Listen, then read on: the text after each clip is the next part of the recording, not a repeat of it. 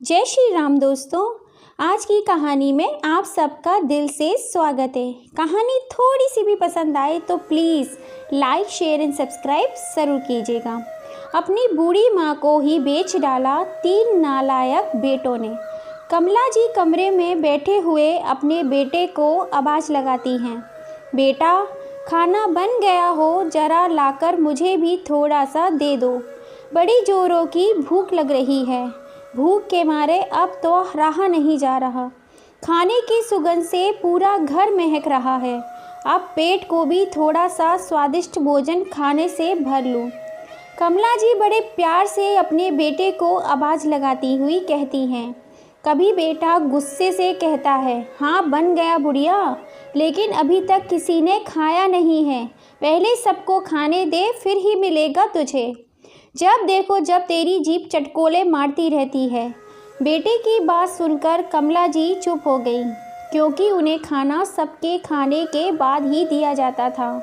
बूढ़ा जिस्म, खाल हड्डियों पर चिपकी हुई, चेहरा झुर्रियों से भरा हुआ, एक पैर से ज़्यादा काम नहीं होता, आंखें अंदर को धसी हुई, हर वक्त मायूसी चेहरे पर छाई रहती थी। पूरे दिन अकेले कमरे में एक टूटी सी खाट पर बैठी हुई इधर उधर आने जाने वालों को देखती रहती थी। घर में 3 बेटे 3 बहुएं थीं। पोता पोती सब थे, लेकिन कोई पास बैठकर 2 बात करने के लिए तैयार नहीं था।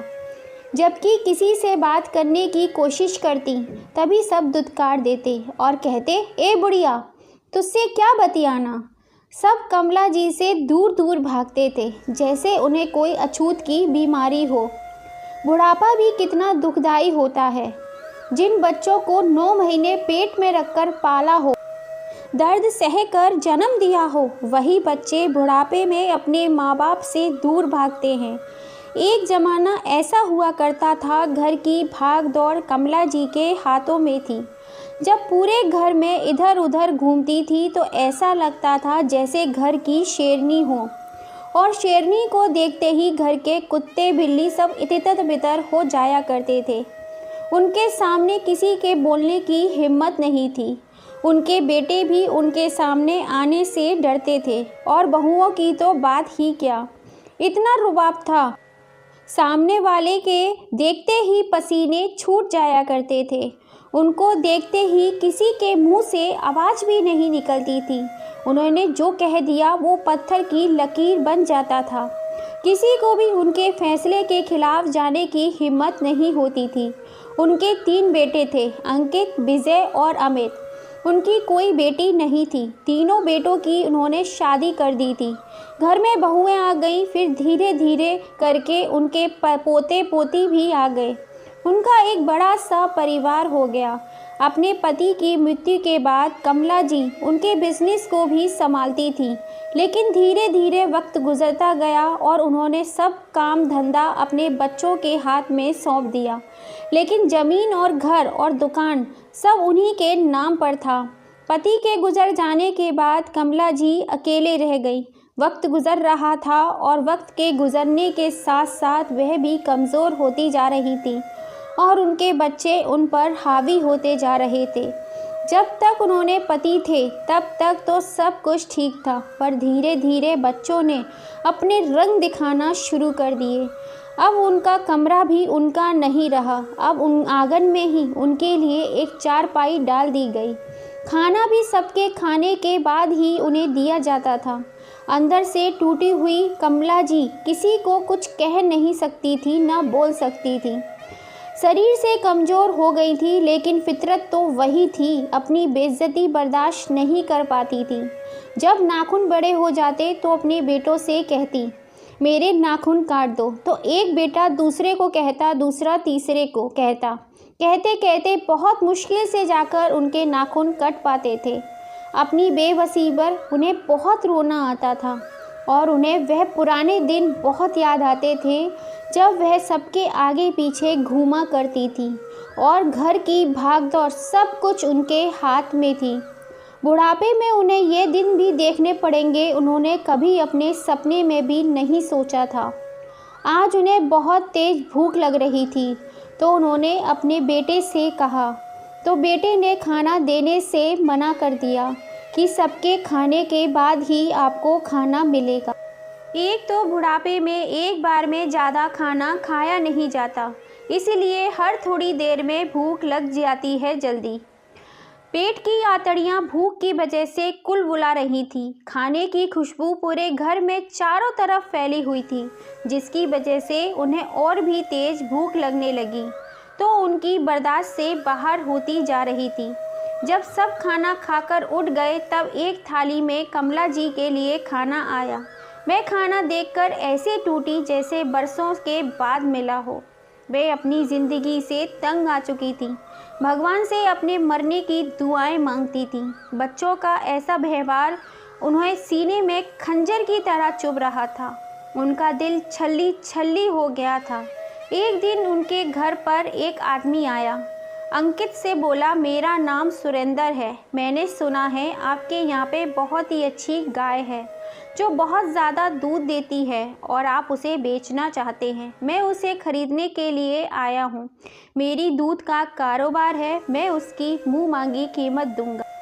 अंकित, ऐसा है, हमारे पास एक बहुत बढ़िया गाय है, लेकिन हम उसे बेचना नहीं चाहते। आपने कहीं से गलत सुन लिया है कि हम अपनी गाय को बेचना चाहते हैं। मैं उसकी मुँह मांगी कीमत दूंगा, आप बोलोगे जो।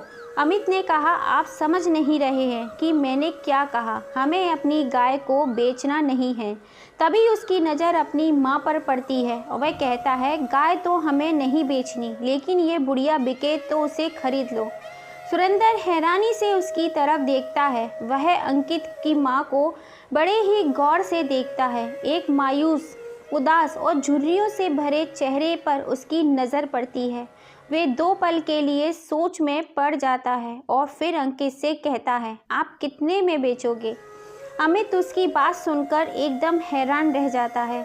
उसने तो ऐसे ही कह दिया था और वह तो उसके माँ को खरीदने के लिए तैयार भी हो गया था। अंकित समझता है कि सुरेंद्र मजाक कर रहा है। वे सुरेंद्र से कहता है, 50,000 में दूंगा, लोगे?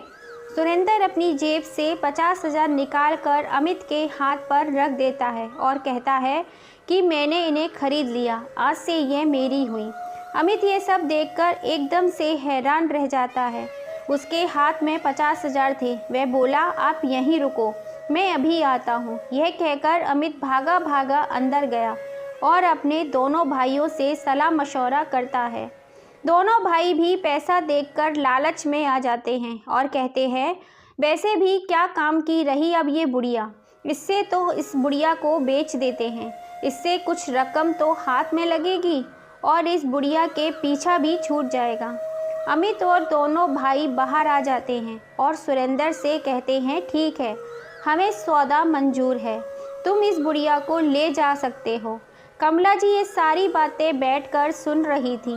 उनके दिल पर छुर्रियाँ चल रही थीं। उन्हें अपने कानों पर विश्वास नहीं आ रहा था कि उनके अपने बच्चे उन्हें बेच भी सकते हैं। यह सोचती थी कि बेटे थोड़े से बेवकूफ़ हैं, लेकिन यह कभी नहीं सोचा कि उनको पैसों की लालच में बेच भी सकते हैं। उन्होंने अपने बेटों को कुछ भी कहना सुनना मुनासिब न समझा और सुरेंद्र की ओर देखती रहीं। पता नहीं उन्हें क्या हो जाता कि वह जाने के लिए तैयार हो गईं। वे अंदर अपने कमरे में जाती हैं और अपनी एक पोटली लेकर आती हैं। वे सुरेंद्र के साथ साथ चल देती हैं। वह सोचती हैं, अपने बच्चों के साथ इतनी जिल्लत से रहने से बेहतर है कि इसके साथ ही चली जाऊं। क्या पता वहां जाकर ही भगवान को मुझ पर रहम आ जाए और अपने पास बुला ले। और इस ज़िंदगी में अब देखना बाकी रह ही क्या गया है। उनके अपने पेट के जने बच्चों ने उन्हें बेच दिया था। इससे बड़ी जिल्लत और क्या हो सकती थी। सुरेंद्र उन्हें देखकर अपने संग चल देता है और अपने गांव, अपने घर ले जाता है। सुरेंद्र उनको एक कमरे में ले जाता है और कहता है, माँ जी, आज से आपका कमरा है। सुरेंद्र अपनी बीवी और बच्चों को बुलाता है और कहता है, देखो यह मेरी माँ जी और ये आज से हमारे साथ ही रहेंगी और ख़बरदार अगर किसी ने इनको परेशान करने की कोशिश की सुरेंद्र अपनी बीवी कविता से कहता है, कविता, ये माँ जी आज से हमारे साथ ही रहेंगी और देखना इन्हें किसी चीज़ की भी परेशानी ना हो। कविता एक संस्कारी महिला थी, कहने लगी, जी ठीक है, जैसे आपने कहा ऐसा ही होगा। सुरेंद्र कमला जी के लिए खाना लेकर जाता है और माँ जी को खाना खिलाकर सुला देता है। अगली सुबह जब कमला जी जागती हैं तो उन्हें बहुत अच्छा महसूस होता है, जैसे उनमें नई जान आ गई हो। सुरेंद्र माँ जी के लिए नाश्ता लेकर आता है। नाश्ता कराने के बाद सुरेंद्र माँ जी के नाखून काटता है। फिर सुरेंद्र की बीवी कविता अपने हाथों से माँ जी को नहला धुलाती है। कमला जी नहाते हुए कविता को बहुत ही हैरानी से देखती हैं और कमला जी अपने अतीत में चली जाती हैं, जहां कमला जी अपनी बहुओं को हाथ ना पहुंचने की वजह से अपनी कमर पर साबुन लगाने के लिए बोलती थी, तो उनकी बहू है उन्हें झड़क देती और कहती, इस बुढ़िया ने तो हमारी ज़िंदगी हराम कर रखी है, कभी कुछ करने को बोलती है तो कभी कुछ करने को बोलती है। हमसे अपनी तो मली नहीं चाहती कमर और इस बुढ़िया की मल दो। फिर कमला जी ऐसे ही नहा लेती थी। यह सारी बातें याद करते हुए उनकी आंखों में आंसू आ जाते हैं और प्यार भरी नज़रों से कविता को देखती रहती हैं। कविता उन्हें नहला धुलाकर उनकी पोटली से कपड़े निकालती है तो माँ जी की पोटली से कुछ कागज़ नीचे गिर जाते हैं। कविता उन्हें वापस से पोटली में रख देती है और माँ जी को कपड़े पहना देती है। माँ जी को पूरी तरह से तैयार करने के बाद सुरेंद्र उन्हें डेंटिस्ट के पास ले जाता है और जो दांत टूट चुके थे उन्हें वापस रिपेयर कराता है। फिर उनके लिए एक नया चश्मा बनवाता है। माँ जी सुरेंद्र को यह सारे काम करते हुए देखती रहती, बस प्यार भरी नज़रों से देखती जाती थी। सुरेंद्र के गांव में मेला लगा हुआ था। सुरेंद्र माँ जी को शाम के वक्त मेले में लेकर जाता है और उनकी पसंद की बहुत सी चीज़ें दिलवाता है। माँ जी, यह मेला आपका है, जिस चीज़ पर भी आप हाथ रखोगी वह आपकी हो जाएगी। माँ जी सुरेंद्र को हैरानी भरी नज़रों से देखती हैं और कहती हैं, बेटा, अब इस उम्र में भला मैं क्या लूँ, मुझे कुछ नहीं चाहिए था, वह ले लिया। सुरेंद्र कहता है, माँ जी आपने तो कुछ लिया ही नहीं, बस एक घड़ी ली है। माँ जी को घड़ी पहनने का बहुत शौक़ था, जिसके लिए उन्होंने अपने तीनों बेटों से कई बार बोला था, लेकिन किसी ने भी उनके लिए एक घड़ी लाकर नहीं दी।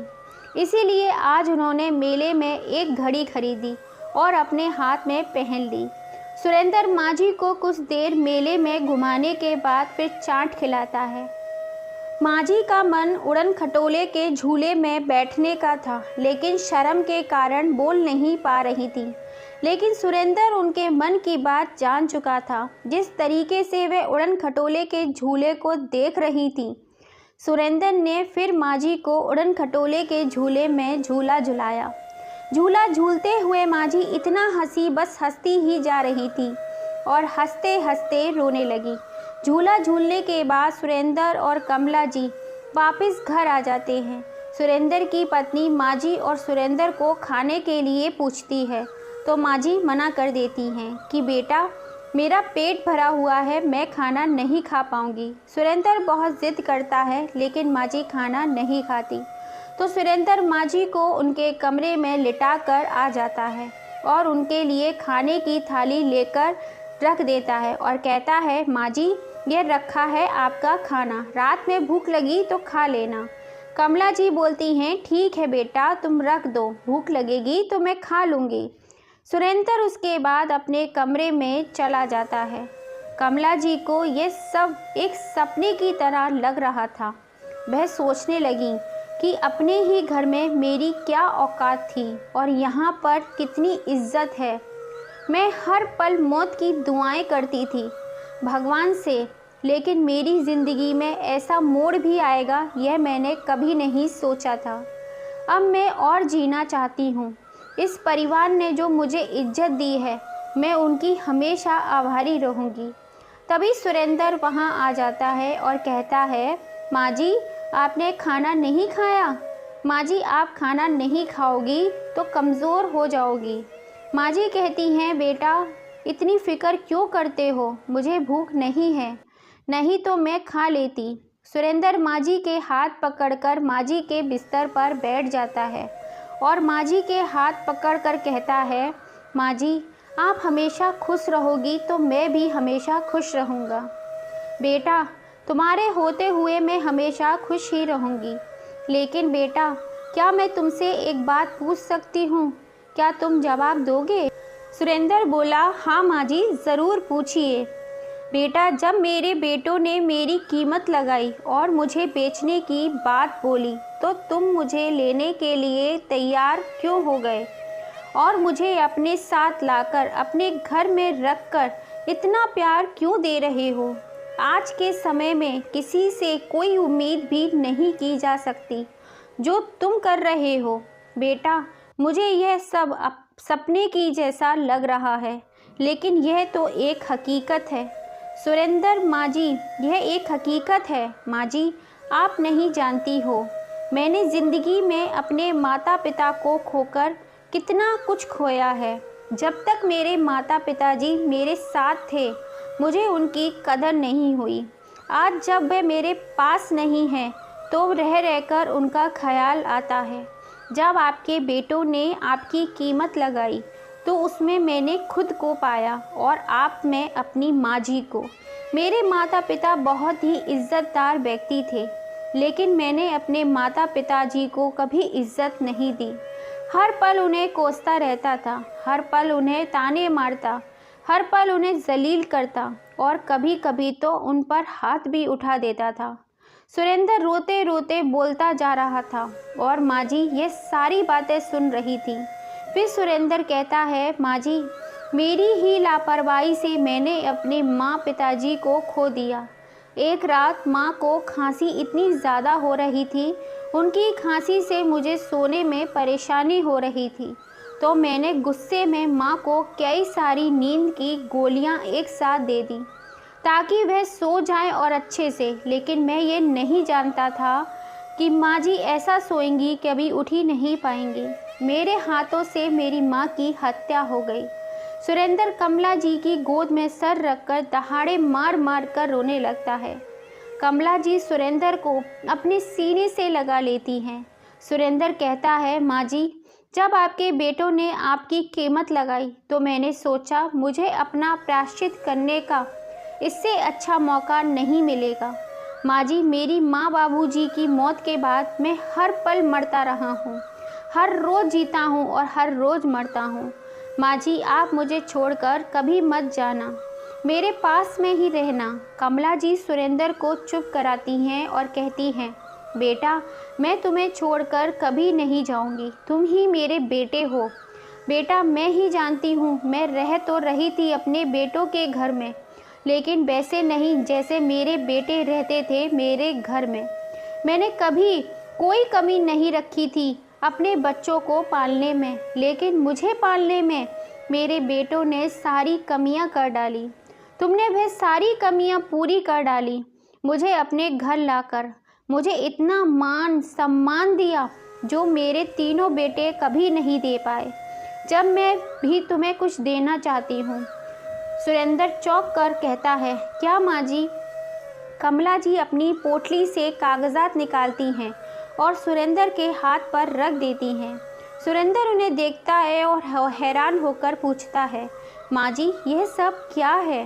कमला जी कहती है, मेरी ज़मीन और घर के कागज़ हैं जिस पर मैंने साइन कर दिए हैं। मेरे बेटे अकल से बेवकूफ़ थे, मेरा काम धंधा अपने हवाले कर लिया, लेकिन मेरा घर ज़मीन अपने नाम पर नहीं कर सके, क्योंकि उनका ये कहना था कि बुढ़िया का सब कुछ हमारा ही तो है। लेकिन जल्दी जल्दी में मेरी कीमत लगाकर मुझे 50,000 के लिए बेच डाला। मैं ये तुम्हें सौंपती हूँ बेटा।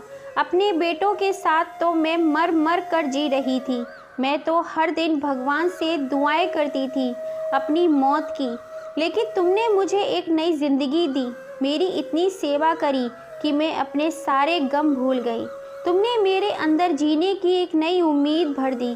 कल मुझे अपने साथ शहर लेकर चलना, न्यायालय जाकर मुझे सब कुछ तेरे नाम पर करना है।